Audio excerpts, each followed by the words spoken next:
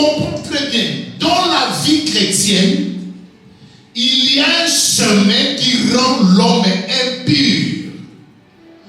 Rend l'homme impur, ce n'est pas de s'habiller mal. Non. Rend l'homme impur, ce n'est pas... Mais la Bible dit ce qui rend l'homme impur, c'est ce qui sort de l'homme. Donc toi, en tant que chrétien, tu dois comprendre ces choses. Et en comprenant ces choses, tu dois aussi faire attention à toi-même. Lorsque nous regardons les gens qui viennent à l'église, les gens qui disent qu'ils sont des chrétiens, nous allons comprendre que ce sont des gens, beaucoup de personnes qui viennent à l'église, qui sont des chrétiens, sont des gens qui sont souillés. Mais pourquoi ils sont souillés? Ça veut dire que ce sont des gens impurs. Même s'ils prient, même s'ils prophétisent, même s'ils sont des pasteurs, même s'ils sont des ministres, même s'ils sont des diacres, même s'ils sont des évêques, même s'ils sont des chantres. Mais lorsque nous voyons ces choses dans ta vie, toi, en tant que chrétien, nous comprenons que tu es impur. Cela veut dire que ton cœur n'a pas encore rencontré le Seigneur et tu n'as pas fait encore le Seigneur ta priorité dans ton cœur. Ce n'est pas possible, frère. Ce n'est pas possible, sœur. Aujourd'hui, nous sommes à l'église, mais quand on nous compare aux gens qui ne viennent pas à l'église, on voit comme si que nous qui venons à l'église, nous sommes pires par rapport à ceux qui ne viennent pas à l'église. L'église va refléter la gloire de Jésus. Je vous ai dit le dimanche passé, lorsqu'on a vu le disciple pour la première fois, ce n'étaient pas les disciples qui ont dit que nous sommes des chrétiens, mais les gens qui ont vu les disciples, leur façon d'être, leur façon de parler, leur façon d'agir, leur façon de faire les choses. Les gens ont qualifié ces gens-là des disciples et ils ont dit, voici les chrétiens. Ce sont des chrétiens. Un chrétien, ça veut dire que c'est lui qui porte la marque de Christ en lui. Et c'est lui, lorsqu'on le voit, on voit vraiment qu'il est chrétien. On te reconnaîtra que tu es chrétien, non parce que tu t'habilles en costume en venant à l'église, non parce que tu nous prêches, mais on te reconnaîtra que tu es un chrétien parce que tes œuvres, ta façon d'être, ta façon de parler, ta façon de prendre les choses, ça fait de toi Christ. Paul a dit, aujourd'hui si je vis, ce n'est plus moi qui vis, mais alors que c'est Christ qui vit en moi. Et si Christ qui vit en moi, les œuvres de Christ vont être manifestes. Les œuvres de Christ vont être manifestes. C'est pourquoi la Bible nous dit, marchez selon la volonté du Saint-Esprit, afin que vous ne puissiez pas accomplir les œuvres de la chair. Car les œuvres de la chair, les désirs de la chair, sont contraires aux désirs de l'esprit. Et la Bible nous dit, elles sont opposées l'un l'autre. Il n'existe pas un chrétien qui marche à la fois avec les désirs de la chair et à la fois avec les désirs de l'esprit. La Bible dit, soit tu aimeras l'un et tu trahiras l'autre. Les chrétiens qui vivent avec les désirs de la chair et avec les désirs de l'esprit, l'Apocalypse dit, tu es tiède, tu es ni chaud et ni froid. Et le Seigneur a dit, le jour du jugement, je te vomirai. Parce que tu étais ni chaud ni froid. Tu marches un pied dans l'eau et l'autre pied dans le sec. Tu marches un pied là-bas et l'autre pied ici. Alors ta démarche n'est pas bonne. Le Seigneur a dit, attention, les choses qui vont venir dans le dernier temps peuvent déstabiliser aussi la foi de beaucoup de personnes. Dieu voulait interpeller juste nos cœurs. Il voulait interpeller nos cœurs en disant que faites attention à votre cœur, à vos cœurs. Pourquoi? Parce que ce qui sort de l'homme vient du dedans. Cela veut dire que ça commence d'abord dans le cœur. C'est pourquoi je répète ça. Lorsque Dieu a raconté Caïn, le Seigneur a dit à Caïn, Caïn, fais attention. Le péché, ça se trouve là, ça dorme devant ta porte. Mais agis en bien. La porte, c'est le cœur. Comme le Seigneur avait dit, je me tiens à la porte et je frappe. Parce que la porte, c'est le cœur de l'homme. Et si quelqu'un attend ma voix, ouvre, j'entrerai. Le péché aussi, parfois, il frappe dans la porte de notre cœur. Et beaucoup de personnes ouvrent et le péché entre. Le Seigneur a dit à Caïn, agis en bien. C'est pourquoi on combat déjà le péché lorsque ça commence dans le pensée. Le Seigneur a dit, regardez ce qui suit l'homme. Regardez ce qui suit l'homme. Ce qui suit l'homme, c'est ce qui sort de l'homme. Alors que c'est par le cœur que l'homme fait sortir des choses. D'abord, il y a un verset qui nous dit, c'est par l'abondance du cœur que la bouche fait quoi? La bouche parle. C'est par l'abondance du cœur qu'on commence à avoir des mauvaises pensées. C'est par l'abondance du cœur qu'on commence à concrétiser, à poser des actes. Vous savez, il y a d'autres péchés qui restent dans le cœur. Dans les temps anciens, le Seigneur a parlé de ces choses. Parce que dans les temps anciens, la loi disait, tu ne commettras pas d'adultère, tu ne tueras pas. La loi interdisait ces choses. Mais si tu commets l'adultère et que personne ne te voit, personne ne t'attrape, eh bien tu ne seras pas puni. Pour que tu sois puni, il faut qu'on puisse t'attraper comme on avait attrapé cette femme adultère. Mais alors qu'il y a beaucoup de personnes qui ont commis aussi des fautes des adultères, mais parce qu'ils n'étaient pas attrapés, on ne les a pas punis. Ils n'étaient pas considérés comme des gens qui ont commis d'adultère. Quand on a ramené cette femme devant le Seigneur, ils ont accusé la femme, ils ont dit, Seigneur, cette femme, on l'a attrapée en flagrant délit d'adultère. La loi dit, si vous attrapez de telles femmes, il faut la lapider jusqu'à ce qu'elle va mourir. Mais le Seigneur a interpellé le cœur de tous ceux qui étaient venus là pour condamner la femme. Le Seigneur a dit, vous êtes venus pour condamner cette femme. Mais parmi vous aussi, il y a des gens qui leur cœur ne sont pas bons, qui connaissent les secrets. Parmi vous aussi, il y a des gens qui ont fait aussi ces choses. Mais parce qu'on ne vous a pas attrapé. Le Seigneur a dit, c'est lui qui sait qu'il n'a pas de péché. Et chacun d'eux ont commencé à consulter le cœur et ils ont compris qu'eux aussi, ils n'étaient pas juste plus que la femme qu'ils ont condamnée. Et la Bible dit, ils ont laissé abandonner leur pierre depuis le plus grand jusqu'au plus petit et tout le monde est parti. Le Seigneur va dire à la femme, où sont ceux qui t'ont condamné? Non, personne. Pourquoi? Parce qu'eux aussi, ils étaient interpellés par le cœur. Donc le Seigneur voulait maintenant interpeller notre cœur pour dire que c'est dans le cœur, c'est là où commencent toutes les choses mauvaises. C'est pourquoi la Bible dit, garde ton cœur plus que toute autre chose.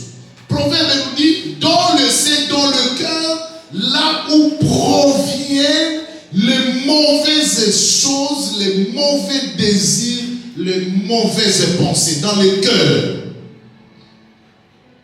Vous savez, si le cœur de l'homme est mauvais, le cœur de quelqu'un est mauvais, même tous les actes qu'il va poser démontreront la façon de son cœur.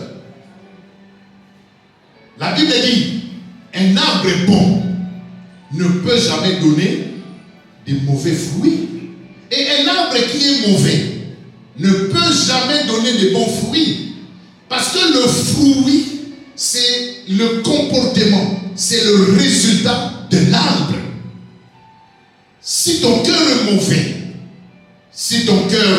mauvais, sache-le bien, tu poseras que de mauvaises actions, de mauvais actes, parce que ton cœur est mauvais. Et il y a beaucoup de choses que les gens font Ils ne le font pas parce que, non, ils le font parce que dans leur cœurs sont mauvais. Leurs cœurs sont mauvais. Et toi, un enfant de Dieu, tu peux comprendre ces choses. Paul dit des choses. Paul dit, vous êtes ma lettre, écrite par mes mains. Vous êtes ma lettre écrite par mes mains. Si je te donne une lettre, tu seras capable de la lire et de comprendre ce qui est écrit. Alors si la personne, nous sommes une lettre, cela veut dire que tu as aussi la capacité de lire une personne. Tu as la capacité de comprendre une personne. Tu peux rester avec une personne juste 2 semaines et tu la lis et tu la comprends déjà. Parce que frère, ce qui est dans le cœur finit toujours à s'exposer. Ce qui vient du cœur, ça sort toujours. Parce que ce sont les résultats qui vont sortir, qui vont démontrer celui que tu es ou celle que tu es. Et beaucoup de cœurs de personnes sont mauvais. C'est pourquoi fais attention à parler de tes choses à tout le monde. Fais attention à te démontrer seulement à tout le monde. Fais attention.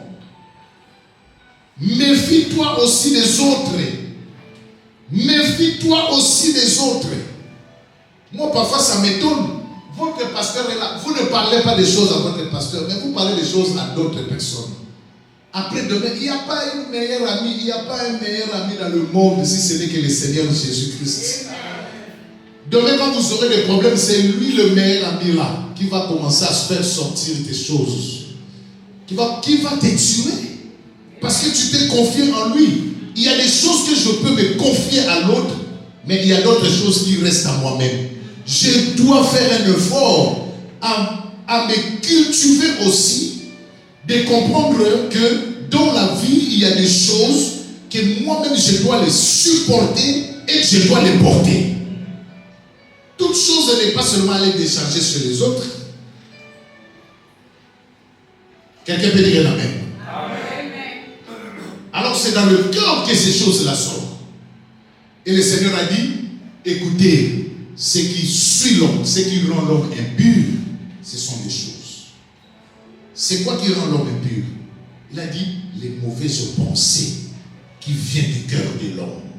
Là, les mauvaises pensées. C'est ça qui rend l'homme impur. Tu es impur devant le Seigneur parce que tes pensées sont mauvaises. Tes pensées sont mauvaises. Tu ne parles pas de bien des autres. Tu ne cherches pas même le bien des autres. La haine est dans le cœur. Mais regardez, il a dit la première des choses qui rend l'homme impur, c'est l'adultère. L'adultère rend l'homme impur. La deuxième chose, c'est les débauches. Alors, on a écrit comment dans l'autre version? L'impudicité. Voilà, l'adultère et l'impudicité. L'adultère et l'impudicité, dans les actes, c'est une chose. Mais dans le comportement, c'est des choses. Cela veut dire quoi? Celui qui commet l'adultère, c'est celui qui est marié et qui va aller faire l'infidélité à l'extérieur de son lit conjugal. Alors que l'impudicité, ça se parle beaucoup, ça se parle que à des femmes et des hommes qui ne sont pas mariés, mais qui commettent l'adulte, qui commettent les actions et les actes sexuels. Donc c'est ça, ce qu'on appelle la différence entre l'adultère et les débauches. Lorsque tu vois un homme marié ou une femme mariée qui suit son lit conjugal, devant le Seigneur, c'est un impur. C'est un impur. D'ailleurs, pour ça, la Bible dit, les impudiques n'hériteront pas le royaume. Ils n'hériteront pas les royaumes des cieux. Surtout les femmes. les femmes qui ne connaissent pas la valeur de leur lit conjugal. Vous savez, à ce qui concerne ces choses d'adultère, le Seigneur Jésus a parlé. Il a dit, personne ne peut séparer ce que Dieu a uni. Que l'homme donc ne se sépare pas de sa femme. Mais il a dit, sauf en cas si ta femme t'a trompé, tu as le droit de te divorcer. C'est légal et c'est biblique. Lorsque on se marie, la Bible dit la femme devient la propriété de l'homme. La femme est liée directement à la loi de son homme. Donc, lorsque... Oui, maman, ça te choque, hein? Oui. On va prendre ces enseignements. C'est pourquoi qu'aujourd'hui, beaucoup de personnes négligent le mariage. Vous entrez dans les mariages, vous ne comprenez pas les mariages, et il y a que tant de divorces, surtout en Europe. Hein? Même si vous vous mariez pour les pires et les... Comment on dit? Pour les bons, le meilleur et le pire, là. Moi, je crois que quand on va commencer à unir le mariage, il faut que ces mots-là quittent. On ne va plus prononcer ces mots-là. Parce que non. Comment quelqu'un peut dormir, se réveiller le matin, il dit à son homme, oh non, moi je n'ai plus de sentiments pour toi, je crois qu'on va se divorcer. Mais pour quelle raison? La raison c'est simple, c'est seulement parce que je me suis dormi et je me suis réveillé, je n'ai plus de sentiments pour toi. Hein? Ne vous mariez pas pour les sentiments, parce que les sentiments vont cesser un jour. Mariez-vous parce que vous avez senti le cœur. Le cœur. J'avais dit aux frères ce jour-là, la beauté extérieure c'est bien. C'est bien. Je vous ai déjà dit ici, si vous voulez vous marier, regardez aussi la beauté extérieure. Amen. Si tu aimes les femmes qui ont des beaux visages, va chercher les femmes de beaux visages. Mais la beauté qui compte d'abord, c'est la beauté intérieure. L'extérieur, c'est rien. L'extérieur, c'est rien. On nous l'a aussi parce qu'on a dit Pembe. On va dire que Pembe, on est à Caroline.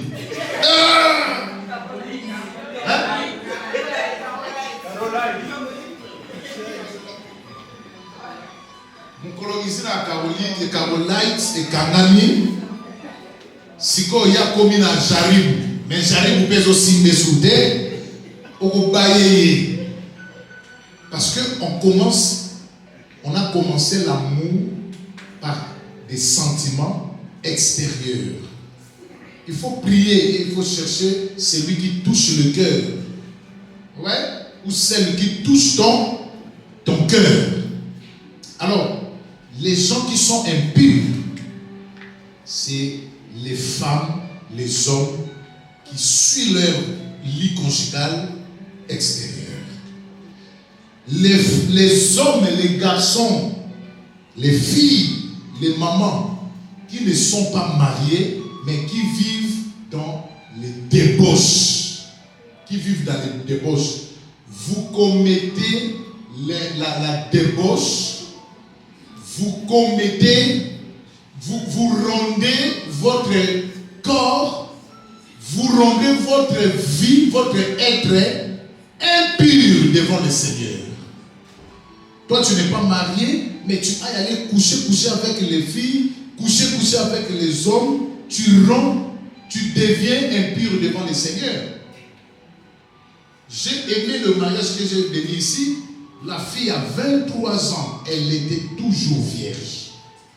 Mais beaucoup de vous ici, déjà à 17 ans, 16 ans, on vous dévierge déjà. Beaucoup. Est-ce que vous ne pouvez pas donner les cadeaux à votre homme qui va vous marier, à vos hommes qui vont vous marier, un beau cadeau qui est la virginité? Vous, les filles de l'église, Vous ne pouvez pas donner ça les cadeaux à vos maris. Et qu'est-ce que vous cherchez avant le mariage? Gardez vos virginités. Gardez vos virginités. Vous les femmes qui n'êtes pas mariées, mais vous vivez dans la fornication, vous êtes impurs devant le Seigneur. Quand Dieu vous voit, vous priez, mais le Seigneur n'exauce pas vos prières. Pourquoi le Seigneur n'exauce pas vos prières? Parce que vous êtes impurs. La Bible dit, ne vous conformez pas au siècle présent, mais soyez renouvelés par l'intelligence, soyez renouvelés par la force. Demandez au Seigneur la force. Enlevez vos choses là que vous achetez sur les internets là. Enlevez ça. Vous avez ça dans vos maisons. Vous n'avez pas de mari, mais vous avez des choses qui vous satisfont. Un homme, une femme ne peut pas coucher avec un objet. C'est de l'impurité. C'est de l'impurité. Vous achetez les objets, vous mettez dans vos maisons et vous utilisez ça dans vos salles de bain, vous utilisez ça. Vous vous rendez impur, la saleté devant le Seigneur. Amen.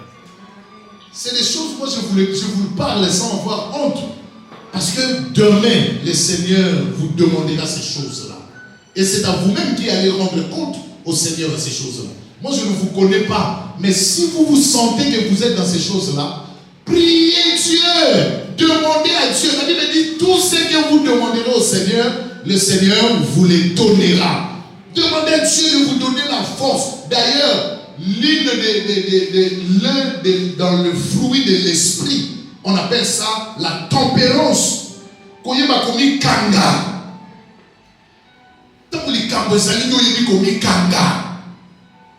Et ça aussi, beaucoup de personnes n'ont pas ça. Même moi qui vous prêche, c'est dur. Mais il faut toujours demander à Dieu. Prie le Seigneur, demande au Seigneur. Tu dis, Seigneur, pour ton œuvre, je vais me purifier, je vais me rendre pur. Aide-moi, Seigneur, et trouve-moi un mari, donne-moi un mari. Parce que la Bible dit, vous ne recevez pas parce que vous ne demandez pas. Et aujourd'hui, nous avons beaucoup ici un monde normal. Parce qu'on montre les publicités à la télé, on montre partout et on le fait normal. Ça vous rend impur devant le Seigneur. Vous les hommes qui se masturbent toujours, ça vous rend impur devant le Seigneur. Parce que vous faites des relations sexuelles avec vos imaginations. C'est des choses qui nous rendent impurs. Et je parle de ces choses pour que nous puissions nous purifier.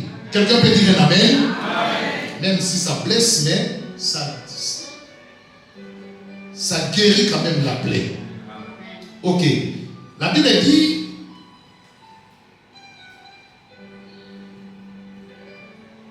le meurtrier, Baboumi. Le meurtrier sont impurs devant le Seigneur.